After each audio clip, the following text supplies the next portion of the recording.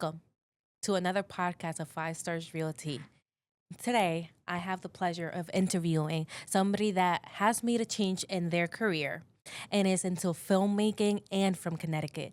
His name is Wilfred La Salle. Thank you for being here today. Thank you. Thank you for having me. I want to state that we don't just do real estate, we do a little bit of everything. And today you're here and you're making a change. You impact the community. And previously, you were, what was it? New York correctional officer. Yes. So I want to. I'm not from Connecticut. No.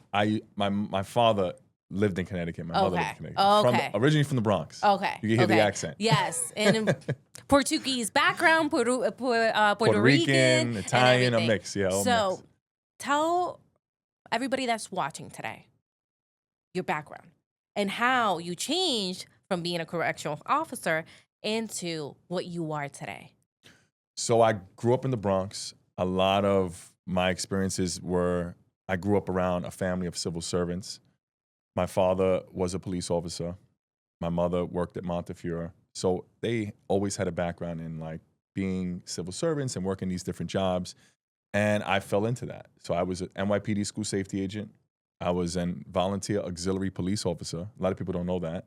Before I was a school safety agent. And then I transitioned over to becoming a New York City correctional officer. I did that total with the city for about 17 to 18 years. So I decided very early on, I knew that I was in the wrong room. You ever been in a room and you just feel like that's not your room? Yes. And I felt very lonely. I was like, this is not really what I want to do.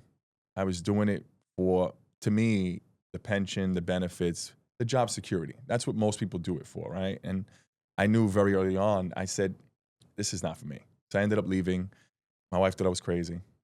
And I decided to buy $10,000 worth of camera equipment and pursue my dream of filmmaking. I told her I was going to make films. She's like, you're going to make films? I'm like, yeah. And I had no film experience. I didn't go to any film school. I didn't know what I was going to do or how I was going to do it, but I knew that that was my calling and I wanted to pursue it. And for a long time, I thought I needed everyone else's permission to actually do something that I loved. And I realized you don't need any of it. All you need is one man, one vision, and one mission. And that is to create the greatest independent films the world has ever seen.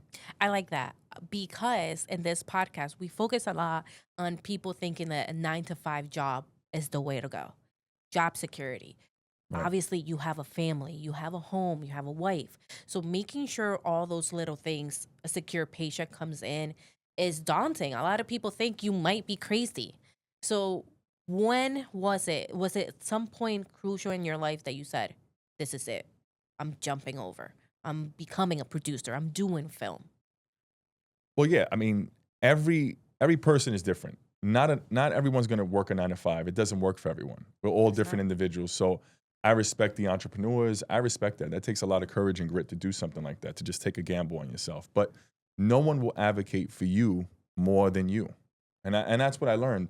But what really cemented it for me was the fact that I said, all right, I'm getting older. I started in my late 30s, mid to late 30s. And I said, it's either now or never. And I said, okay, cool. I've already worked all these jobs. I figured out what didn't work for me, what didn't fulfill me.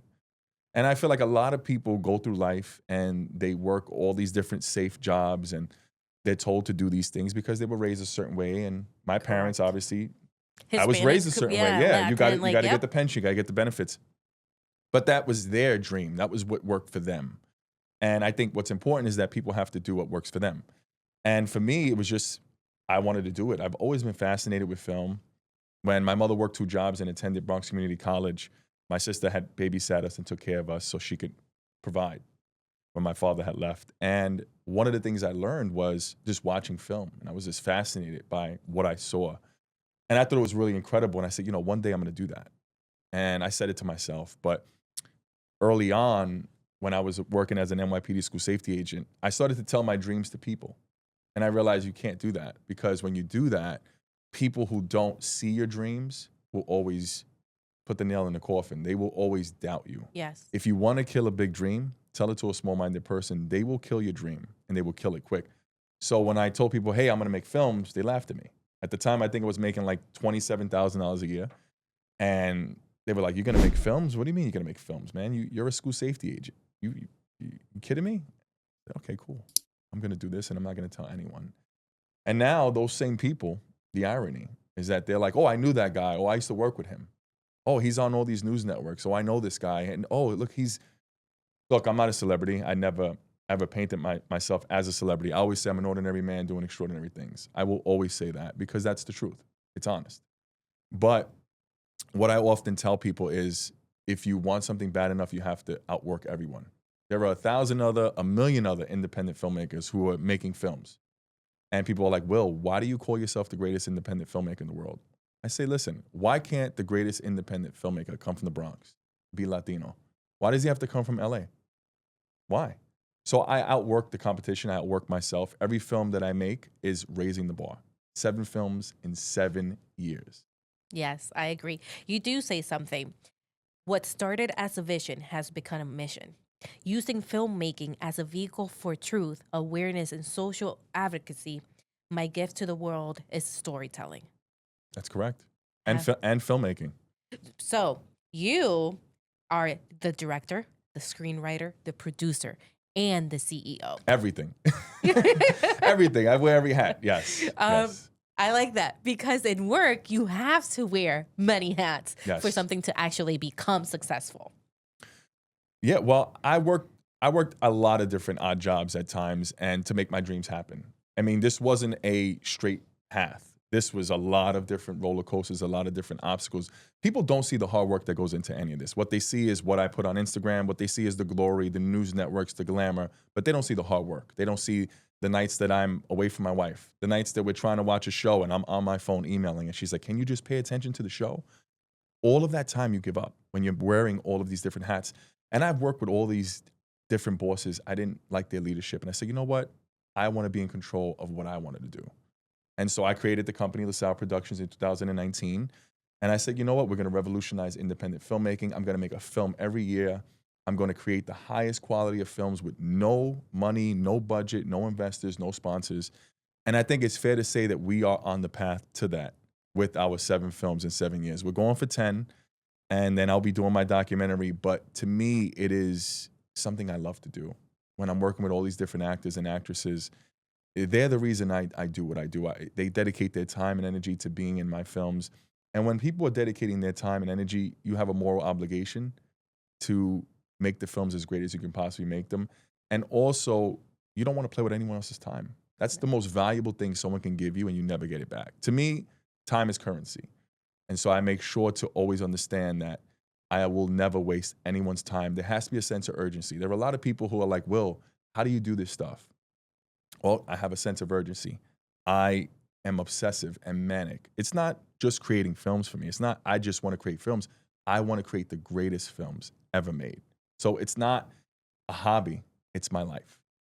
A lot of people don't understand, and I sit with many people, and in my line of work, I get to meet so many talented people as you. People that grow, people that put their time, people that actually are thinking outside the box. Those are the people that are actually going out there and being successful, but you don't see the hard work. You don't see that you don't sleep until midnight, 1 a.m, 2 a.m, or you're up at 5 a.m. You don't know how hard it is to fall asleep thinking I have to do so many different things with so many tasks. So again, for you to have so many hats, I bow down to you and I congratulate you on that because it is a lot of work. What has it? I know that you have a film coming out soon as well, and you've been in many newscasters and everything. How does that feel to actually be sitting in front of many cameras and like, you're soon going to be in ABC? You said We're going to be on Fox 61, Fox, and then we're going to be on NBC Connecticut. I was just on WTNH ABC 8. How does it feel to actually be invited, sit down, and say I kind of like made it somehow? You know what's funny about everything? It's that people are like, Will, you made it. I don't feel like I made it. When people say to me, Will, you're on all these news networks. How do you feel? I said, I feel like I need to work harder. I feel like I haven't done enough. And that's just me. Like my wife is like, you're nuts. Like you realize that, right? I'm like, I know. But I guess no matter what I do, I don't know if it'll ever be enough, if that's fair to say, because No. I always feel like I'm like, when people say you made it, like, what is the definition of making it, right? Is it fame? Is it fortune? Is it being on news networks? To me, do I feel like I've made it? Almost. But I also feel like I could have been a statistic. I grew up in public housing. I was very poor. I was homeless. My mother was on public assistance, single mother. There was a lot of different challenges. I could have went a whole different route in my life. And I'm thankful to God and everything that I have. My wife, who I love dearly, who has been my backbone. That is literally my best friend. And at first, she really wasn't on board with this. I mean, no woman is, right? When you tell her you got to quit your job I'm and quitting. make films. I'm quitting, sweetheart. Poor girl. I mean, she's just like, you know, she gets it now. But I think that for me, when people are like, Will, like, you know, you're really there. I'm like, I don't see that. I just see the work that needs to be done. And like I said, for me, it's always raising the bar. It's like, how can I outdo the last film? How can I continue to be more successful? But it's not just, to me, the definition of success is not an accomplishment. It's not a person. It's not a place. To me, the definition of success is leaving someone better than how they were when you entered their life, and positively changing their life and giving them some inspiration. Every time I work with actors or anyone, I try to inspire them and show them like, hey, listen, you want to do this? They're like, yeah. I'm like, okay. I'm up at 3:30 in the morning. I'm in bed at midnight. That's my life. I mean, 4,000, 5,000 emails a day. I mean, on Zoom calls. I'm a prisoner to this. So a lot of people see, oh, look, you're on all these networks. You're doing great. You're making films. They don't see the struggles, the financial struggles, the struggles with me having my marriage. I have a dog. I have a other life outside of filmmaking. People don't see that. What they see is what they see on Instagram. Oh, look at this guy. He's so successful. Perspective. You know, Right. everybody, it's what happens in social media. Everybody sees a perspective, sees a life, but they don't know how much hard work it takes. What's going behind the scenes, what's going on with your wife, with your family, with your Right. dog. Like, family matters. So you go into film, Right. you start filming. How do you achieve 7 films in 7 years? How do you find the people that want to be in your films? And you quote a lot that you want to be the greatest filmmaker, right? Independent. So how does that happen? I started with my films. I started back in 2019. We filmed Hilo in Shelton, Connecticut, actually. The whole Hilo 1, my first ever film, was filmed right here in Shelton, Connecticut. Ironic, right? And I'm back, full circle. I had hired production companies because I didn't have the experience. I didn't know how to use a camera. I didn't even know how to hold a camera. Okay. So the beginning of my filmmaking experience was hiring different cinematographers, hiring different people. The actors that came on in the beginning were friends of mine. I was like, hey, listen, can you volunteer? Can you come in and like do a couple of lines? They weren't even actors. Fast forward, I kept building and building on that. And to me, what really resonated was the fact that if I never took the initial step to make Hilo, which was my first film, we wouldn't have The Veteran. There would be no 7 films if I had given up. And so progressively, I thought I got better and better because you learn. Mm-hmm. I'm making errors. I'm not perfect. I don't know what I'm doing, but I know that this is what I'm supposed to do. And I always tell people, like, there are adults in professions that do not know what they're doing, but they pretend like they know what they're doing. Yeah. There's a lot of that. You just figure it out. You find a way or you find an excuse. I always tell people that. Like, when people are like, Will, you got it all together? I'm like, oh, no, I don't. I am figuring things out. I am failing more times than I'm succeeding. What you see on Instagram are just my wins. People are telling me, no, stop emailing me. I don't want to hear about your story. That's the reality. You can't take it personally. It's okay, cool. What it does for me is a no gets me excited. When people tell me no, man, it just fuels me. It's like, okay, cool. You don't believe in me. Okay, cool. Well, there's no failure is just a word. I Right. think it's you learn, it's knowledge, and you keep on going. And I think the more you grow, failures or challenges are going to come along, but that's how you learn. Right. That's how you grow. At the end of the day, somebody's going to be like, oh, I should have given him a chance. Or look at what he's doing Right. and look at him now, right? So you spoke about financial struggles and everything. How is it buying $10,000 in camera equipment and then doing your first film and hiring these people for that? How does that impact your life at that moment? A lot of overtime. Okay. A lot of overtime, a lot of taking odd jobs, working as many hours as I can work to pay these guys because they're getting paid to film. Correct. You know, everyone has to get paid. That's just the reality, right? No one does anything for free. But the reality was it was very financially draining for me because I didn't know what I was doing, but I was paying these guys to kind of see my vision and do it. It was rough because you deal with a lot of different cinematographers. There are a lot of good ones, but there are a lot of bad ones. Mhm. And I had my fair share. And I had guys who just walked off set. They were like, "Oh, I'm going to do weddings. I'm not going to do this." You know, what I could afford to pay them at the time wasn't Right. what they were probably giving up to do weddings and all these different things. I get it.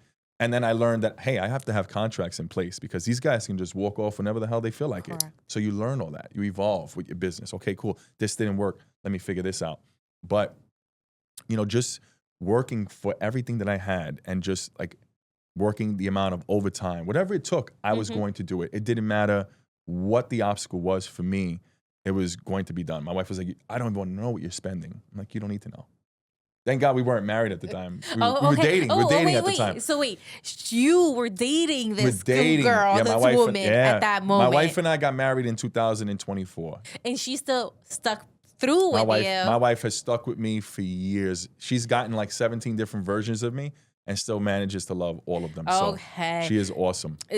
Ladies, learn because Yes. I thought for a minute she was married and No, you no, no. decided to change it up on her. No. We were dating for about 7, 8 years. It took me a while to marry my wife. That's just me. I'm a Sagittarius. But I mean, you made a life-changing move, and Yes. this woman stuck by you. she stuck by me through a lot. So My she wife, must be yeah. really, really, really something. She must be very like a lucky lady. She's very Lucky she's you. very patient. Yes, yes. I would say She's so. a teacher, so I guess Okay, yeah. it works. Yeah, it really works. But yeah, I'm blessed to have my wife Courtney. She's awesome, and I couldn't have done any of this without her. If I'm being honest. I mean, she didn't believe in me. Obviously, she was like, "You're crazy," but she could have walked away at any given No, point, she was not married to you. Yes, Right. she could have. and she stuck by me. And knowing that when you know your wife or your significant No, other that's sticks special. by you, Yeah, now I really have to win. I correct. have to succeed because that fire, that fuel is there. She bet everything on me and chose me as her life partner. No, yeah. So knowing that,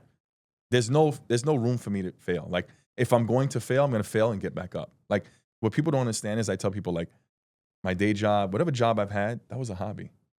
Filmmaking is my life and I'm going to make it. Doesn't matter. Or I'm going to die trying. That's just the reality of where I'm at. So you have, is this going to be the 8th film, The Veteran? Veteran is 7. So we did, Hilo was the first film. Hilo 2 was the second. Graves was 3. Hilo 3 was 4. 5 was Oculus. 6 was Security Guard. 7 was Veteran. So the 6th film, The Security Guard, although it was my 6th film in 6 years, to the world, it was my first film. Because it was the first time that put eyes on me, national media attention, like, oh, who's this guy, Wilfred La Salle? So like I said, it takes 6 years to be an overnight success. That is the reality of life and anything that you're going to do. That proved to me that the world saw me, okay, yeah, Security Guard, what's next? So although it's film 6, it's film number 1 to the world. Veteran is film 7 for me, but film number 2 for the world. Correct.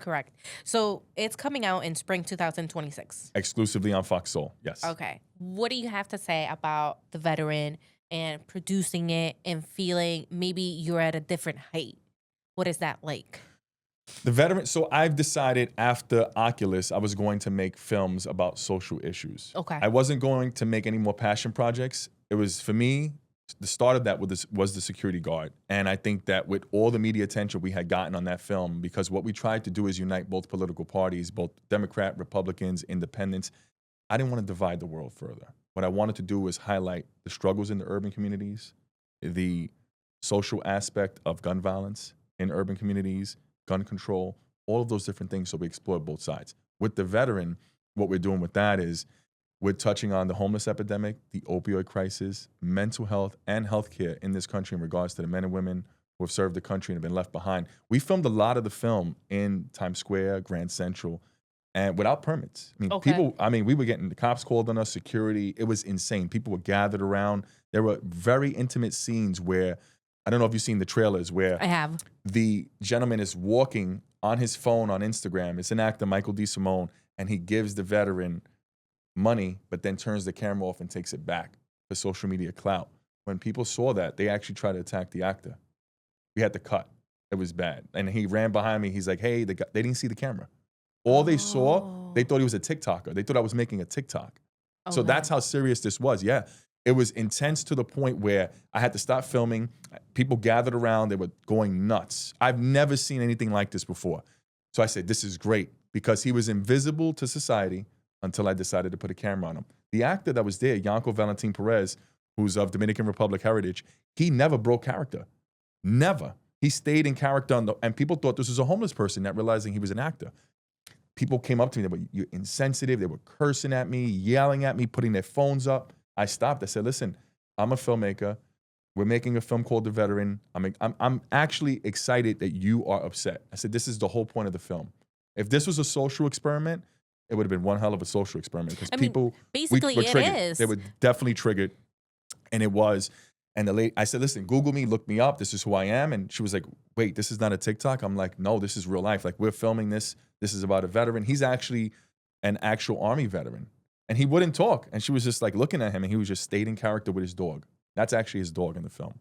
His actual real dog. And people were just losing it. Security came. The cops were involved. They could not believe. They were like, what is this? We had a whole mob in Times Square. You know, you need permits to film. Yes. But I always say, I don't ask for permission. I ask for forgiveness. So, but it was insane. I think that was one of the most challenging things. Grand Central also presented a lot of challenges, because they had Port Authority police after us. Mm-hmm. They told us, you can't film here without a permit. We still filmed there. So, do you think, now that you have me thinking even about, do you think going forward you're gonna keep making these kind of like social impact films? Oh, absolutely. The next trailer that we have that's coming out in March is called Lucy, and it's about autism. I can actually show you that off air. I'll show you that. Okay. I mean, it is about a nonverbal young girl named Lucille. Her parents are older. They have the child older. And they start blaming themselves for the autism, because we don't know where autism comes from. There's so many different spectrums of it. You have kids that are on the spectrum, nonverbal. I have a lot of friends of mine who have autistic children. So when they found out I was making this film, they were like, well, I need to see what you're doing. Like, if you need insight from a parent who has an autistic child, let me know. I'm like, absolutely. Yeah, I have a little cousin. Wow. So see, it's affecting everyone. So the trailer is really emotional, because the parents blame themselves. They're basically trying to figure out, did they have the child older? Is that because of it? Were they eating GMO foods? Was it the food, was it the food source? Was it, they don't know. So it's going to be, the trailer, I already finished it. It's going to debut at our annual premiere. It's incredible. It is something I'm going to show you. And we did two versions of it. We did one with the blonde, and one with the blonde child, and one with a brunette child. Same trailer, two different actresses. Wow. That's really impactful. We actually just finished it last week. So yeah, it was and it's funny. So with the space that we rented to shoot was the owner, her daughter's autistic. And she was like, absolutely, if you want to film here, you film whatever you want. I think now that you stepped into this, like since the 6th and now the veteran, I think you saw how it impacted communities and the society. And I really think going forward, it's going to bring, I think it's bringing more emotion. It's bringing more awareness. Yes. And people are like attaching more to the films just because everybody knows somebody that's autistic. Everybody knows somebody that was a veteran. Everybody knows what's going on. Well, hopefully, what's going on with homelessness and poverty and with like crisis and opiates and everything. So it really opens the eyes to what's going on in the community. And especially New York, it's right across, like next state over. What's next? So we had the Security Guard in 2025, which was the 6th film. We have The Veteran coming out in 2026. We have Lucy coming out in 2027. We have The Reporter coming out in 2028, which is going to touch on a reporter's life that's falling apart. When he gets on air, he has it all together, but he's going through divorce. When the lights turn off, his life is in shambles. But to the world, he is a world figure. And that pressure of being the news anchor, having that fame, having that spotlight, we're going to highlight that. That will be The Reporter. Then I have a film called Gravestone, which is a prequel to my 2022 film Graves. And then once we've done with 10 films, I am going to tell my story, which is the La Salle documentary, which is never before done. It's going to be a raw documentary about things in my life that no one's ever known, the struggles, everything.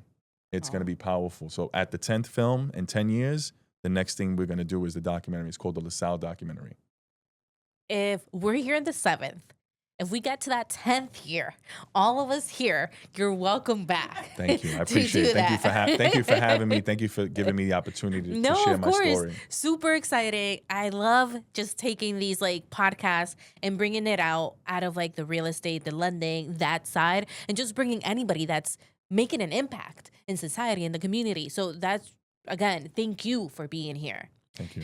So I had a question about this. How do you go into Fox, or how do you walk into Fox and say, hey, I'm a producer, like I want to put a movie out there? Well, I never walked into Fox. What happened was I was reaching out to different people, and I guess it just happened to be where I got in contact with someone at the studios who was interested in what I was doing. And then I said, look, this is for the security guard. This is a film around 80% of the cast, they're African-American. I said, we're highlighting different actors from urban communities that are not known. And I thought I was getting on a show. Fast forward to that, it was a meeting with about 15 different executives at Fox. And I was in a t-shirt, a La Salle Productions t-shirt. I felt like I was on the dress. I should have been in a suit. And they're like, yeah, we want to offer you the deal. I'm like, what deal? Yeah, what deal? What are we talking about? And I'm like, they're like, you don't know what deal? I'm like, the deal you want. I'm like, the deal I want. I'm like, what deal is, I'm like, in my mind, I'm like, yeah, the deal. And they're like, we're going to give you the 2-year distribution deal for Fox Soul. So the security guard debuted on Fox Soul on their channel. We signed the 2-year distribution deal.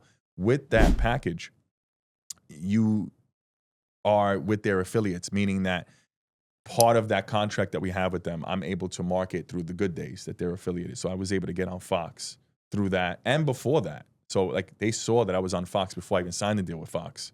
And they were just like, yeah, we got to bring this guy on. It's funny because a lot of these news anchors that see my stuff, they see my interviews and they're like, we want to bring them on. So sometimes they'll reach out, sometimes I'll reach out, but it's just been a domino, like a snowball effect. Like people are just seeing what I'm doing. And people are like, Will, like, how are you doing this? I'm like, there's nothing special about me at all. I just want it more than most people. So I'll be sincere. I've watched your interviews. I've watched your reels. And you are very powerful. Thank you you. talk about society. You talk about effects. You talk about, like, real life things that are happening at the moment. So when somebody sees you, they're like, oh, yes. Like, this is impactful. I've seen the bottom. It says, like, the producer, screenwriter, and everything. To just be so many things. For everything. How long does it take you to write like a film? Yeah. So I have a formula. Okay. So people are like, how are you making a film a year? So what I do is I film from June till November. We film on weekends. Okay. Right? So you just finished one? Yeah, right. We just finished the veteran. We're in post-production, meaning we're editing everything. And then from November till about February, I'm editing, which is in post-production. Correct. And then once that's done, it's usually released March or April of every year. And then right after that, I have like 2 months to write the script, 2 or 3 months, maybe less than that, write the script, go into production again June 1st. It's every year we do that. But it takes a lot. Like I'm brainstorming, I'm racking my head every night, like, okay, cool, how can I do something different? What haven't I done in the last film that I can do with this film? There's a lot of different things we're gonna do with Lucy that has never been done in an indie film on an indie level. What I've done is breaking barriers. Breaking barriers meaning that when I'm making these films with no budget, I want to show people like what's possible. Filming in churches, doing reporting scenes with green screens, doing high-speed chases, shooting on private jets, shooting in mansions, shooting with Rolls Royces. They're like, how are you doing this? I'm like, I'm connecting with people who believe in what I'm doing, and they believe so much that they're willing to have me in and say, hey, look, you can use this, you can use that. That's the reality of it. It's not any connections because I don't know anybody. Like, it's not like, oh, I knew someone here. I don't know anybody. It's just me driving and just forging a path to create what I believe I deserve. I used to think that good things only happen to other people until I realized that good things happen to those who work their asses off. It's not luck, it's hard work. And the harder you work, the luckier you'll get. I like that. I like that. That's a reel, by the way. That's use something. it. Yeah, that's something where you say. Use it, definitely. That's a good one. Use it. So didn't do school, didn't like learn about film. No, I didn't How even. do you? I didn't even finish college. I'm just a high school. I'm a 5-year high school diploma. It took me 5 years to finish high school. So just when people look at things, I want people to understand like what's possible, right? I hope that my story inspires people to say, look, this guy didn't go to college, didn't finish high school in 5 years, literally. I mean, I was a rebel. That's just who I was because I was always like, I want to do my own thing. I'm still a rebel, but It's okay. It's a rebel doing films. right. I just want to inspire people, but also show them like your superpower is what you have. We're all born with a God-given talent. I agree. It's up to us in this life to figure that out. Now, is mine filmmaking? My wife will disagree. She'll say your films, your public speaking is really good. Yes. And I'm like, I never took public really... speaking school. I think there are other great public speakers. You had Brandon Gatoris on here. He is awesome. I love Brandon. I think he's one of the most powerful public speakers I've ever met. Yeah. We've had a few good ones. Yes. I hate public speaking. I don't know why, like I ended up here somehow, some way, but we really have some great, like talented speakers that have come on board. You had a lot of great guests. You had Dave Regina. Yes. Great guy. Yes. I met him. We met very quickly. I don't really know him, but his energy, the way he speaks, the mission that he's doing. He was here for a day. Yes. He has a book out and everything. Yes. And he's cultivating excellence. He's doing all those different things. I agree. Awesome. You got a lot of great people. So I'm happy to be amongst the greats. Yes. So, yeah. They're really nice people once you get to know them and you sit down and you learn about like their thought process. And it's the same with you. Thank you. Just sitting here and know what it goes through. Like yesterday I was talking to the marketing director and I'm like, okay, so what are we doing? Like, what is it? And we were looking you up. We were doing all the homework and we were doing everything. So I don't even know what comes up. People Google me. They're like, "Will, this came up." I'm like, I don't remember doing that. They're like, "Yeah, that's up." We Googled you. We put Instagram. We put the news. We put everything. And then you have a LinkedIn tree. We went into everything. I haven't even updated that in so long. It's you know what it is. You're working so hard that you don't even realize you're doing all this stuff. It's just like you just. Like, honestly, like if I look back and I'm like, all the stuff I've been doing, I'm just like, wow. Like I look back and I'm like, I did a lot of stuff, but like there's still so much for me to do. Yes. Like I think I have ADHD in HD because I'm always like on 1,000. My wife is like, you have too much energy for me. But I'm excited. I'm passionate about what I do. I love what I do. I love making films. I love people seeing my work and saying, man, that touched me. Damn, that's the dream for me. So you made your dream possible. Or somewhat, or you're somewhat. I'm still working on the dream. Working on it. Yes. Hope to see you like in big TVs and like prices and everything. But what would you say to anybody right now? Anybody that's in the same spot you were 7 years ago, 8 years ago? I don't want to sound cliche, and I want to give you something original because I feel like I always give the same saying. I want to change it up. So I'm going to go completely left, right, center. And I'm going to say that what you're looking at is a man who is denied, who is tried, who's been denied on every level you can possibly imagine. I was supposed to be a statistic. And here I am creating and following my dreams. And what I tell people is you don't need anyone's permission. You don't need money. You don't need anything you think you need that's going to hold you back. If you have a camera on your phone, you can make a film. If that's what you choose to do, whatever you love, do it with all of your heart. If you are lost in the middle of the woods and you don't know where to go, just walk. That's good because people make changes late in their life, and I don't think it's ever late. And there's a stigma with it. I'm 40 years old, right? I just turned 40. And there's a big stigma with people who are older and they decide to change something. And it's like, well, how many years do you have left? Like, and it's, to me, now that I'm older, it's weird. I move with more of a sense of urgency because my dad passed away at 55. So that's 15 years older than I am now. So knowing that, it's in the back of my mind, like, Will, 15 years. Your dad was, he only had 15 years. Did he know at 40 he had 15 years? I live with that sense of urgency every day. How many years do I have? How many more summers? How many more nights with my wife? How many more conversations am I going to have? I think we all need to think about those things because it's inevitable.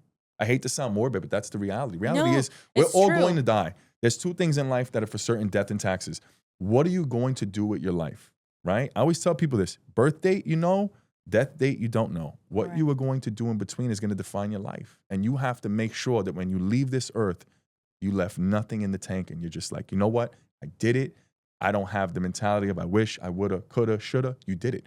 Now, whether you fail or not, listen, to me, whether I win or I lose, it's still a win for me because I still had the courage to put myself out there and show the world, hey, look, I'm gonna make films. Judge me, I'm still gonna do what I love to do. And that's what paralyzes a lot of people, the fear. The fear. You need courage to be successful. A lot of people don't realize that. You need to not care what anyone else thinks. The people who are successful are not the most talented. They just outwork everyone else. And they Yes. just love what they do and they believe in it. I've seen people succeed and I'm like, how the hell is this guy there and how am I here? Right? And it's not a jealousy thing, but for me, I'm like, he's definitely not waking up at 3:30 in the morning. He's definitely not working harder than me. So what is he doing differently than I'm doing? And I become obsessive and manic with that. My wife is like, you need to chill. And I'm like, but it's the reality. I can't turn it off. It's just who I am. But there's like a difference too, because, and I don't want to say this like No, out there, say it. but people that have the funds, the money, are able to hire other people that think like you and I. So Right. then they're successful in like the perspective, like in the visual and the like pictures, but they don't know that you have a team in the back. Rather than Right. you put the work and you're out there, you're hustling, you're looking for things because you don't have that background and you want it really bad. So there's like two different perspectives too. I hope that when I do get to that level, my promise to myself is to never get complacent because what I have now is what I wished for before. If that makes sense. And to me, complacency, there's no growth in complacency. And to me, that's the worst thing you can do is be complacent. I'm always trying to grow and be better. I'm like, Yes. okay, doesn't matter what the security guard did. Oh, it's a great film. I got to make the veteran better. How do I do that? That pressure, I put so much pressure on myself. My wife is like, you need to chill. And it's just what I'm doing. Like I do everything to perfection. Like I decide I'm not just going to do something just to do it. I will never just do something just to do it. My heart has to be in it 250%. I will never just put out a film just to put it out there. A lot of filmmakers do that. And I'm just like, that's not me. Although, but like, how is he there? You're not doing the work that I'm doing, so you can't be at my level. You're not willing to give up drinking, partying, hanging out, social. I don't have a social life. Like people are like, Will, I don't. What Yeah, you see no. is, I am literally filming, working, being a husband, being a dog dad. That's what it is. It's just my priorities, my time management is just immaculate. I'm very OCD. I wake up early, I'm praying on my knees, I'm writing in my journal, I'm going to the gym, I'm running, I'm coming home, I'm showering, I'm going to work, I'm doing whatever it takes to make this happen. A lot of people don't realize that. They're just like, yeah, this is good. No. And people get comfortable. There's no growth in the comfort zone. No, there's not. There's no. Is it fear as well of not failing? Actually, I'm always willing to fail. Like I think the fear for me is not succeeding. That's why I'm succeeding, because I am terrified of not living up to my full potential. I am terrified of not being what I told the world I was going to be. If that makes any sense. It makes sense. And I will tell everyone in the world, they're like, you're crazy. It's a little narcissistic. It's a little egotistical that you call yourself the greatest independent filmmaker in the world. And I say to those people, if I am not the greatest independent filmmaker in the world, then who is? Period. I agree. Period. I agree. You got to put yourself out there. It's just the reality. It's just like, well, why do you get to call yourself that? Well, because I am, and I'm working as if I am. And the world will recognize me as that. At some point, It's only yes. a matter of time. Yes, I agree. You said something too in one of your interviews or something that you wrote is that you put your actors in front as well. My company would be nothing without the actors. Without the actors and actresses that come in and I give them these characters, and they're the ones that create these characters. They're the ones that embody the personalities and portray that. It's them. They're the reason I am successful, because they trust and believe in my vision. Time is, like I told you before, time is so important to people. You think that people are going to volunteer their time and say, yeah, I'm going to be in that film, and yeah, whatever I have to do gets put. People are driving 3 hours. I got actors and actresses from Pennsylvania, Los Angeles, New Hampshire, Boston, you name it, that fly in. I had one of the actors, Morris Napolitano, who's playing the father in Lucy. He took a flight that cost him almost $2,000 from Florida to New York just to film the trailer for Lucy. Oh, wow. And I mean, and this is an older gentleman. He's a no-nonsense guy. He's like, you make it easy, Will. I believe in you. And when people believe in you and they tell you that, man, that's powerful. Yes. It's heavy because for me, it's like I'm carrying the weight on my shoulders. I have to be everything I said to them, I will be, and hold my word. And I make sure to do that. I will never say I'm going to do something and not do it. That's just never going to be me. Whenever I say I'm going to do, I do it with execution, and I do it 4 or 5 times more and over deliver, because I've been on the back end of that, where my father was a person who never kept his word. And I hate to say that my father passed in 2007, and I said I would never be like him. I will never sit here and tell anybody that I'm going to do something and not do it. Nope, not going to be me. So I learned from that. That was really my learning curve.